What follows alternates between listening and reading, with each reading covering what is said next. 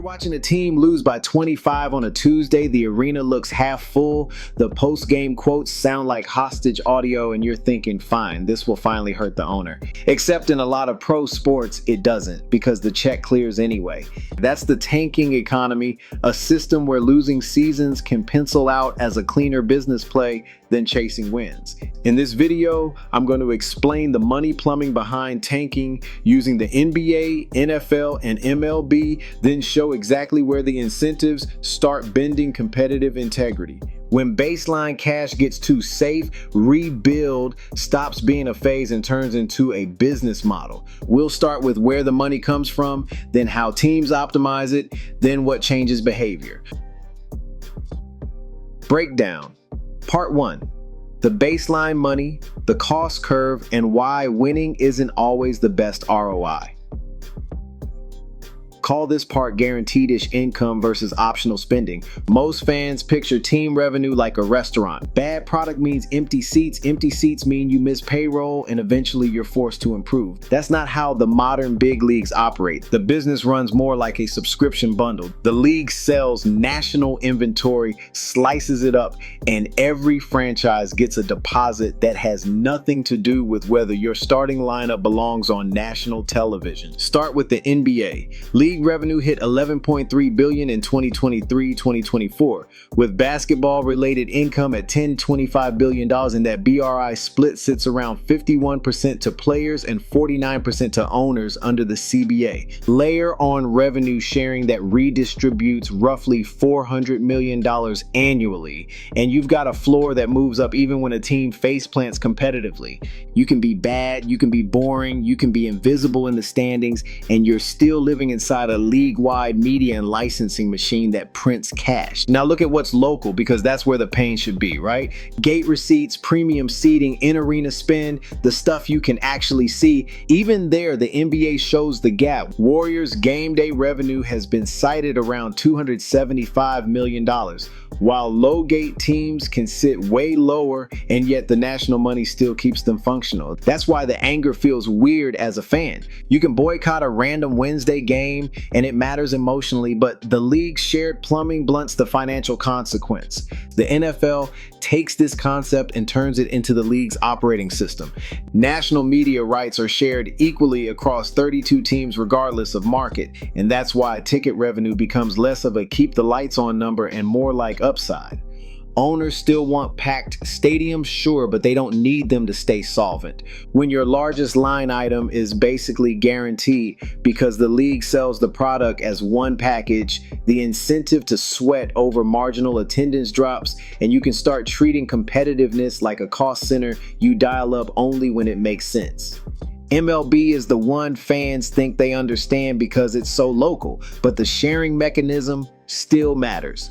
MLB pools 48% of local revenue into a central fund and splits it equally among all 30 teams. That local revenue bucket includes tickets, concessions, parking, local TV, sponsorships, the whole regional ecosystem. The intent is a level playing field, at least in theory. In practice, the pool can act like a stabilizer for teams that don't generate much locally, which means you can crater attendance and still catch a meaningful inflow as long as you remain eligible under the rules. So here's the cost curve problem. Trying to win is not a flat expense. It escalates fast and it punishes bad decisions. In the NBA, contention spending isn't just salary. It's luxury tax exposure, trade mistakes, dead money, and the opportunity cost of being locked into the wrong roster under restrictive cap mechanics. In MLB, chasing wins often means paying for decline years in free agency, eating contracts, and constantly trying to buy solutions in a market where the marginal win gets expensive. Even in the NFL, where there's a cap and a spending minimum tied to it, the difference between being competent and being elite is still real money in coaching staffs, facilities, signing bonuses, and the risk that a quarterback miss sets you back years. Put it in pure ROI terms. If the marginal profit from moving from, say, 35 wins to 41 wins doesn't outweigh what you have to spend to get there, improvement becomes a vanity project. Meanwhile, the baseline revenue stays high, your franchise valuation can keep rising with the league's media deals, and the smartest short-term play becomes cost control. That's the part fans hate hearing because it sounds cynical, but it's basic incentive design. What this means for you is you're not crazy for feeling like the sport looks less honest some nights because the payout structure doesn't always punish a bad product the way old sports logic says it should. The league can tell you tanking is a moral failure, coaches can sell culture as the fix, and media can argue about effort, but the accounting site's underneath all of it. And once that baseline cash feels safe, the next question writes itself. What does smart ownership do with a safety net that big? They optimize it, and that's where tanking stops being accidental and starts looking like a repeatable playbook. Break down part 2, the tanking playbook, draft pick equity, and the ethics problem leagues created for themselves. Now you've got the baseline. The playbook is what teams do with it. Optimize asset value while minimizing payroll risk. Tanking isn't just losing games, it's choosing a balance sheet that treats the season like inventory. You strip expensive veterans, you keep deals short, and you convert minutes into evaluation reps for cheap players who might outperform their contracts later. Even if the team stinks, you're building a portfolio, draft picks, cap flexibility, and cost-controlled talent that can either become your next core or get flipped as trade chips. In MLB, this gets spicy because the league and the union have been pushing toward an informal payroll floor, with reporting around $115 million. And that pressure matters. Some teams can spend just enough to avoid grievances and still stay structurally uncompetitive because the objective isn't winning now, it's staying compliant while you keep the inflows and protect ownership margins. Fans watch a roster that looks like a placeholder, but the front office can call it discipline. The cleanest case study is the Oakland A's because it shows how detached franchise value can become from on-field product.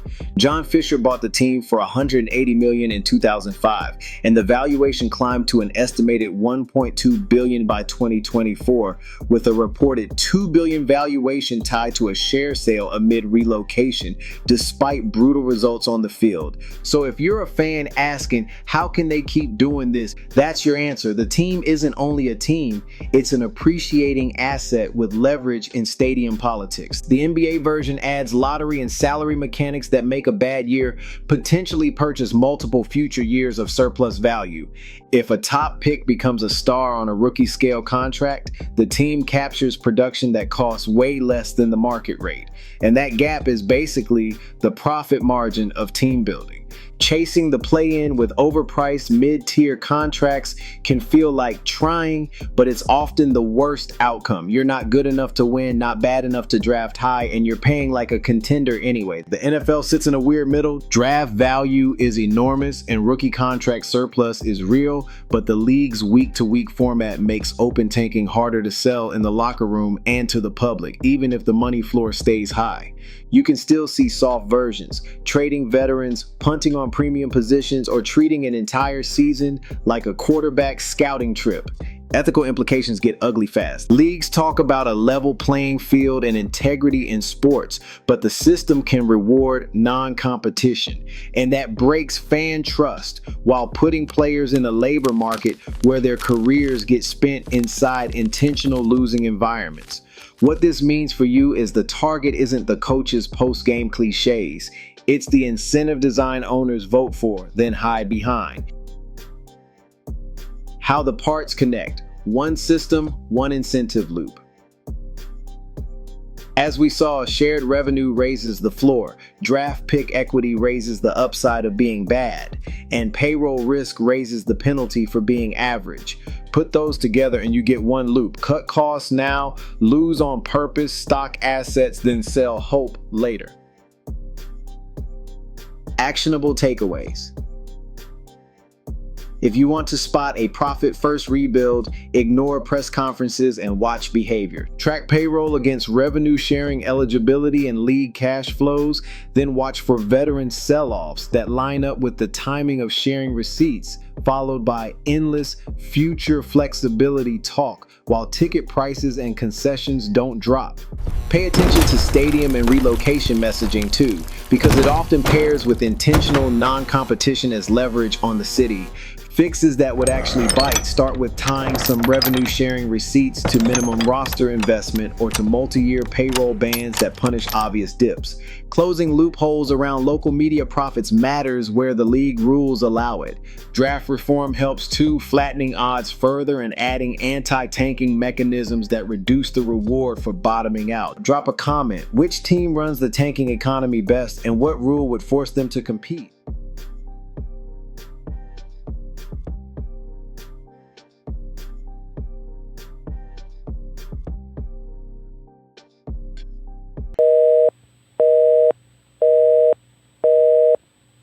We're sorry, the number you have dialed is not in service at this time.